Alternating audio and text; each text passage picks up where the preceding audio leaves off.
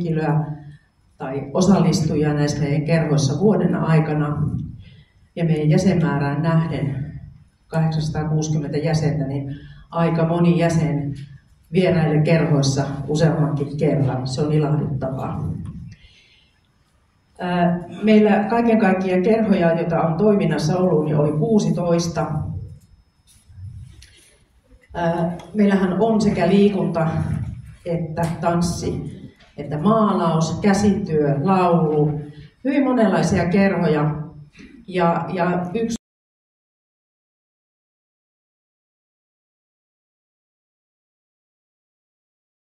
jäsentapaamisen kulut 1789 ja 1992. Ja voisi sanoa, että se on tässä salissa tapahtuvat kulut. Eli iloisten iltapäivien niin tarjoilut kuin esiintyjät. Sitten on opintotoiminta, käsityökerhon, maalauskerhon. Ja siellä on tuottoja, myyntiä kummaltakin puolelta sekä käsityöstä että maalauspuolelta.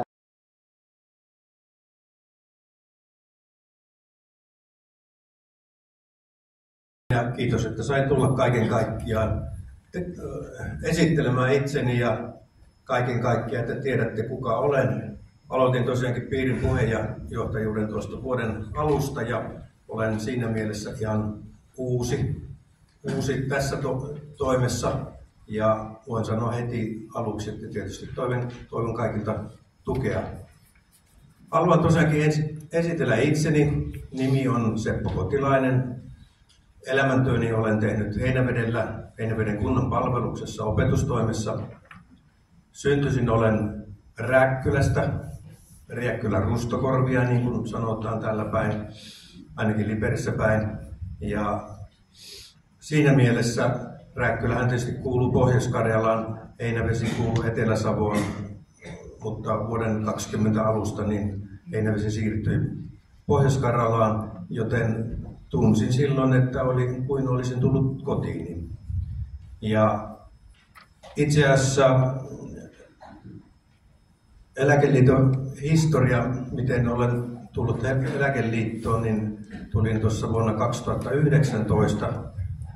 Olen siitä asti toiminut Eläkeliiton Heinäveden yhdistyksen hallituksessa ja vuodesta 2020 yhdistyksen puheenjohtajana ja nyt tosiaankin tämän vuoden alusta piirin puheenjohtajana.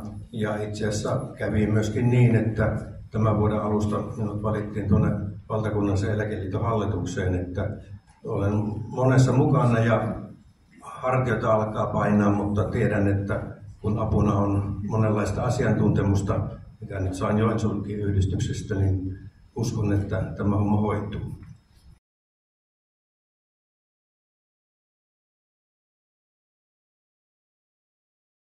Kyllä sinun, joo. Minulla on niin kova ikävä. Joka ilta mulle ihan itkut silmän, kun minä sinut muistan. Ai, minä tulen tähän sinun syliin. Elä. Ai, kun minä rakastan sinua. Elä siinä hymmeltä. Sinä et puhu paljon. Minä ymmärtä. Sinä ujoa. Muuta pois! Vai minä väinen, kun rakastan sinut. Minä niin paljon annan sinulle rakkaus. Sinun paljon parane heti.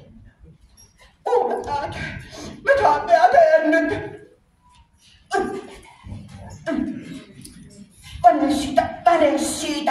Väle siitä nyt lattialle. Väle siitä. Saisinko hakea kuita, ettei minulta?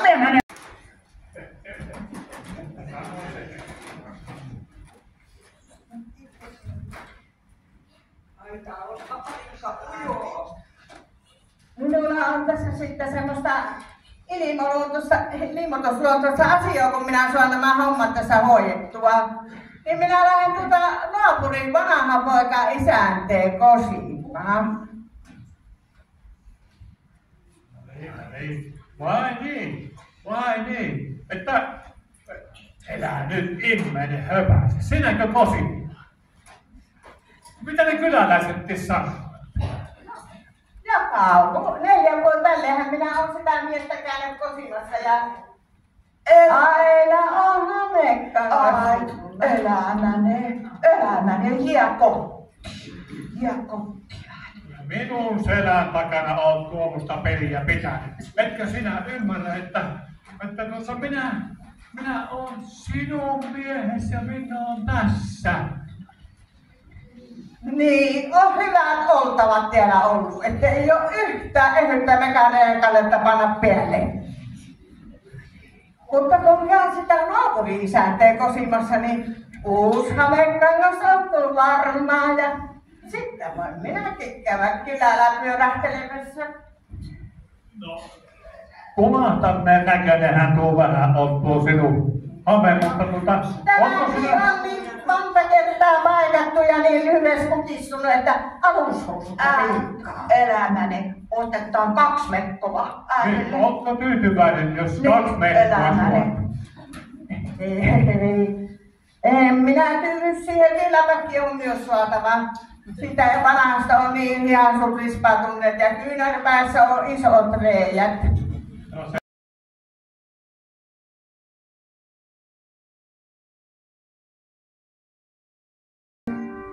Ihmisiä on kuin muurahaisia, elokutonta polkuansa taivaltaan. On kaukaa katsottuna kaikki samanlaisia, niin ettei heitä toisistaan voi erottaa. Kurkistaa, jos voisi sielun synteen, kahta samanlaista eipä ois. Katsoo kauneuteen eikä hyvyyteen, häneltä monta ystävyyttä jääkin pois. Jokainen ihminen on laulun arvoinen, jokainen elää on tärkeää. Jokainen ihminen vain elää hetken sen minkä kohtaus on hänelle määrävää.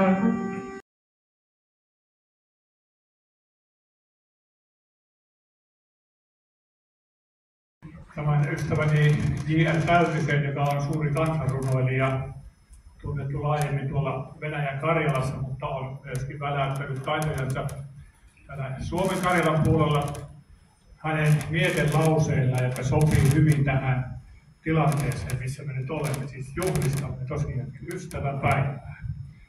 Ja miten se ystävyys sitten kiinnittyy meihin, niin tässä on muutama hyvä ajatus siihen. Siis meistä on kiinni, onko meillä ystäviä, valitettavasti hyvin pitkälti. Ja onneksi hyvin pitkälti, koska me voimme siihen vaikuttaa. Ikääntymisen ihme. Jokainen päivä on suuri voitto. Palkitkaamme sillä itseämme. Menneisyys on vahvuutemme. Ottakaamme se tulevaisuuden voimavaraksi.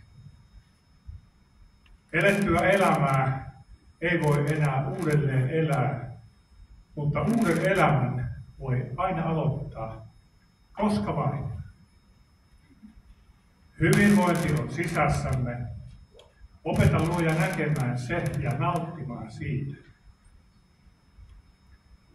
Lähimmäisen rakkaus on oman ihmisyytensä tiedostamista. Kun nuorena katsot vanhaa, näet vanhan. Kun vanhana katsot nuoren, näet nuoren. Hän on niin kuin sinä ennen.